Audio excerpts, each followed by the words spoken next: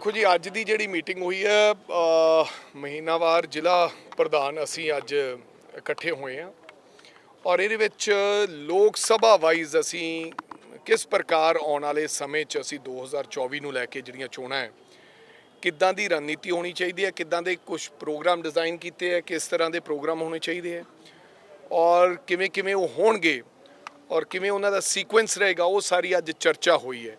नाल नाल इहदे विच किवें किवें असीं बूथ वाइज ड्यूटियां वंडणीਆਂ किवें किवें अगे मंडल बनाउणे है इहदे ते चर्चा हुई है तां जो असीं 2-3 महीनों दे विच तमाम बूथ लैवल तक असीं आपदा सिस्टम बना के और किस प्रकार असीं आने वाले समय जनता दे विच एडवरटाइजमेंट के राही और जिस प्रकार सरकार मुकम्मल तौर पर फेल हुई है तमाम मुद्दों पर उन्हां गल्लां नूं लैके लोकां च जाना वो तमाम अज चर्चा रही जिला अध्यक्षां दी। पर वड़िंग साहब देखिए जिस तरह का पूरा स्ट्रक्चर चल रहा है बीजेपी भी एक गल कहन लग गई कहते कांग्रेस नूं तां हजे आपदे नहीं पता लग रहा भी आप वालियां नाल मिल के असीं चलांगे किवें उस चीज़ नूं लैके तुसीं अज मीटिंगां च क्लीयर कर रहे हो। देखो मैं थानू वारी वारी एक गल बहुत वारी कहती पता नहीं क्यों वार वार इस चर्चा नूं क्यों दोहराया जाता है और खास करके बीजेपी जदों दी साडी मीटिंग हुई है 26 पार्टियां दी इंडिया नाम चुनिया गया है पता नहीं रब की ऐसी किरपा है कि नरेंद्र मोदी जी इंडिया नूं भी गालां देन लग पे ने क्योंकि इन्हां नूं हुण इंडिया जिहड़ा ना है वो हजम नहीं हो रहा। अज दोबारा फिर जनता की कचहरी च क्लीयर कर दिए और सानूं तां बिल्कुल क्लीयर है कि जिन्ने भी लाइक माइंडेड लोग इकट्ठे हुए हैं ये बीजेपी सरकार के खिलाफ और खास करके देश के प्रधानमंत्री नरेंद्र मोदी जी के खिलाफ इकट्ठे हुए हैं कि किद्दां असीं डेमोक्रेसी नूं बचाउणा है। गल नरेंद्र मोदी जी की नहीं है, डेमोक्रेसी खतरे च है। लोग ये गल कहन लग पे दबी आवाज कि अगर इस बार बीजेपी आई तो अगे तो चुनाव होने इस देश का लोकतंत्र खत्म हो जाएगा। इत्थे रूस वांगू चाइना दे वांगू एक राज होएगा जिथे उस तो बाद चुनाव नहीं होने। सो वो सारे दल इकट्ठे हुए है। हालांकि असी प्रदेशों चाहे वो केरला है चाहे वो बंगाल है चाहे वो पंजाब च है असी वख-वख लड़ते हैं, साडे मुद्दे वख-वख है, साड़ियाँ मंगां वख-वख है और असी सीधी लड़ाई है। अज मेन ओपोजिशन पार्टी बीजेपी दा कोले एक विधायक वो भी घरे रुस्से बैठे ने अश्विनी जी वो बीजेपी दे नाल क्योंकि अज दा जिहड़ा प्रधान साहब आए ने आदरणीय जाखड़ साहब वो कांग्रेस चों गए ने। सो इस करके साडा अलायंस इंडिया अपर लैवल ते है, साडे नाल किसे दा कोई अलायंस दी गल किसे प्रकार दी कोई चर्चा किसी प्रकार का कोई सवाल कोई चर्चा ही नहीं। और आना थानू लगता है मीडिया ने चलाता सीट शेयरिंग ये जोड़ा बंदा ये कहता भी सीट शेयरिंग हो गई है उन्होंने पुछ के आओ भी तुसी किनू सोनिया जी नू खरगे साहब नू या केजरीवाल जी नू तुसी मिले आए हो किसी प्रकार की किसी पार्टी की सीट शेयरिंग की गल नहीं हुई। और मैं 100% श्योर है कि असी पंजाब दे विच नॉट ओनली पंजाब कई राज्यों के विच वो ਜਿਹੜੀਆਂ पार्टी लाइक माइंडेड उत्थे इकट्ठियां होईयां सी लेकिन वो अड आपदे मुद्दों ते अड थावां ते चुनाव लड़नगियां। साडा किसी ना किसी प्रकार का कोई अलायंस दी गल नहीं है।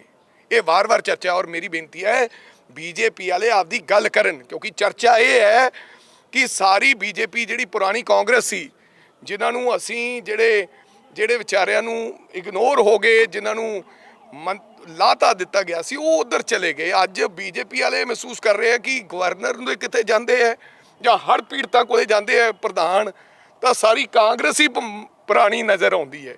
अज जिहड़ा बीजेपी का जिहड़ा असली केडर सी जिन्हां ने एक एक बंदे तो दूजा बंदा जोड़िया सी वो सारे निराश बैठे है।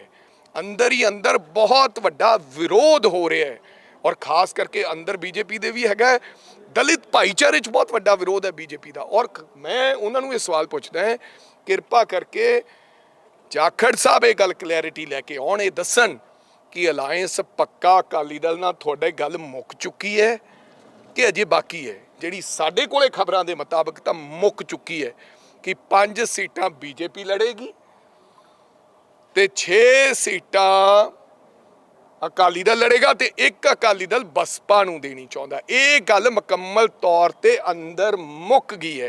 ये हुण इकट्ठे होकर आपदी विਉਂਤ बना देन लोग हुण धोखे च नहीं आउणगे।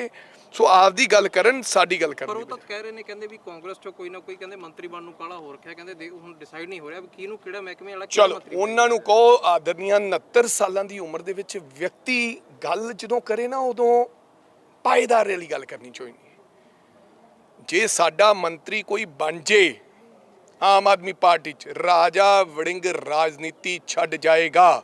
ਉਹ ਇਹ ਗੱਲ ਕਨਫਿਊਜ਼ਨ ਪੈਦਾ ਕਰ ਰਹੇ ਨੇ ਨਾ ਜਾਖੜ ਸਾਹਿਬ ਕਿ ਇਹਨਾਂ 'ਚੋਂ ਕੋਈ ਮੰਤਰੀ, ਸਾਡਾ ਅਲਾਇੰਸ ਹੋ ਗਿਆ, ਉੱਤੇ ਮਿਲ ਗਏ, ਜੇ ਕੋਈ ਸਾਡਾ ਮੰਤਰੀ ਬਣੇ ਜਾਂ ਸਾਡਾ ਕੋਈ ਵਿਅਕਤੀ ਆਮ ਆਦਮੀ ਪਾਰਟੀ ਦੇ, ਰਾਜਾ ਵੜਿੰਗ ਰਾਜਨੀਤੀ ਛੱਡ ਜਾਏਗਾ। ਅਗਰ ਕੋਈ ਨਹੀਂ ਬਣਿਆ ਤਾਂ ਜਾਖੜ ਸਾਹਿਬ ਕਿਰਪਾ ਕਰਕੇ ਆਪਦੇ ਬਿਆਨ ਦੇ ਮੁਤਲਕ ਮਾਫੀ ਮੰਗ ਲੈਣ। ਮੈਂ ਨਹੀਂ ਕਹਿੰਦਾ ਉਹ ਰਾਜਨੀਤੀ ਛੱਡਣ, ਕਿਉਂਕਿ ਛੱਡਣੀ ਨਹੀਂ। ਐਵੇਂ ਇਸ ਉਮਰ 'ਚ ਝੂਠੀ ਅਫਵਾਹ ਫੈਲਾਉਣੀ ਕਿ ਉਧਰ ਮੰਤਰੀ ਦੀ ਗੱਲ ਚੱਲ ਰਹੀ ਹੈ, ਹੁਣ ਉਹਨਾਂ ਨਾਲ ਅਲਾਇੰਸ ਹੋ ਗਿਆ, ਇਹ ਗਲਤ ਗੱਲ ਨਹੀਂ ਕਰਨੀ ਚਾਹੀਦੀ। ਔਰ ਐਡੀ ਉਮਰ ਦੇ ਵਿਅਕਤੀ ਤੋਂ ਇਹੋ ਜਿਹੀਆਂ ਗੱਲਾਂ ਚੰਗੀਆਂ ਨਹੀਂ। ਵੜਿੰਗ ਸਾਹਿਬ, ਪਾਰਕਿੰਗ ਨੂੰ ਲੈ ਕੇ ਜਿਵੇਂ ਤੁਸੀਂ ਇਸ਼ੂ ਚੱਕਿਆ ਸੀ, ਕੱਲ ਆਮ ਆਦਮੀ ਪਾਰਟੀ ਨੇ ਵੀ ਖੈਰ ਇਸ ਚੀਜ਼ ਤੇ ਵਿਰੋਧ ਉਹ ਕਰਿਆ, ਲੱਗਦਾ ਵੀ ਚੰਡੀਗੜ੍ਹ ਆਮ ਆਦਮੀ ਪਾਰਟੀ ਦੀ ਗੱਲ ਨਹੀਂ ਆ ਰਹੀ, ਚੰਡੀਗੜ੍ਹ ਦੀ ਕੀ ਗੱਲ ਹੈ? ਚੰਡੀਗੜ੍ਹ ਹੈ ਹੀ ਸਾਡਾ। ਇਹ ਚੰਡੀਗੜ੍ਹ ਐਡਮਿਨਿਸਟ੍ਰੇਸ਼ਨ, ਮੈਂ ਗਵਰਨਰ ਸਾਹਿਬ ਨੂੰ ਵੀ ਲਿਖਿਆ, ਗਵਰਨਰ ਸਾਹਿਬ ਦੇ ਦੋਹਰੇ ਮਾਪਦੰਡ ਨੇ।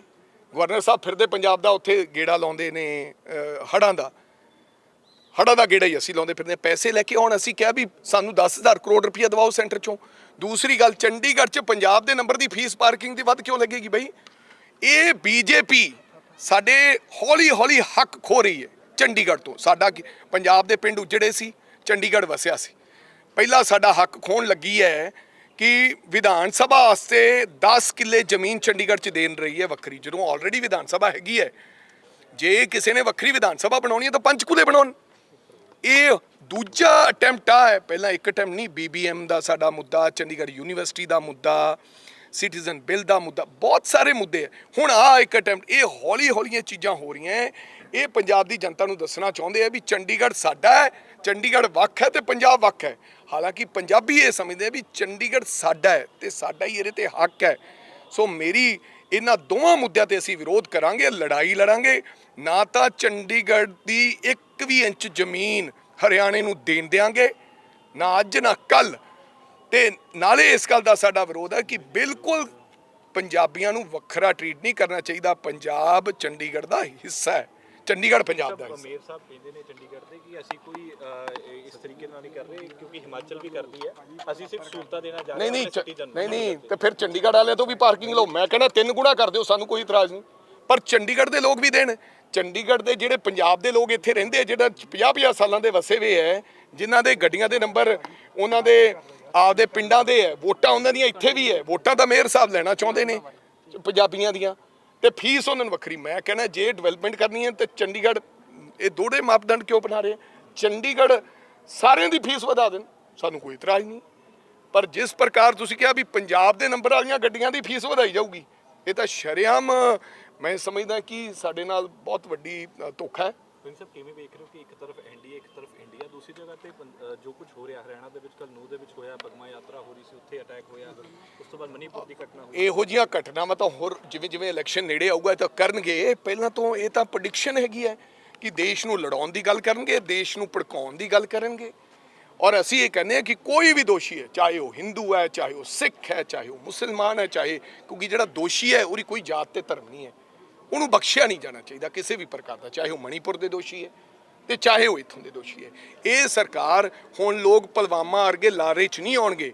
ਉਹ ਦੱਸਦਾ ਸੀ ਜੰਮੂ ਕਸ਼ਮੀਰ ਦੇ ਗਵਰਨਰ ਸਾਹਿਬ ਨੇ, ਹੁਣ ਇਸ ਤਰ੍ਹਾਂ ਦੀ ਕੋਈ ਸਾਜ਼ਿਸ਼ ਦੇਸ਼ ਦੇ ਅੰਦਰ ਚੱਲੇਗੀ ਨਹੀਂ। ਇੰਡੀਆ ਨਾਮ ਤੋਂ BJP ਘਬਰਾਈ ਵੀ ਹੈ।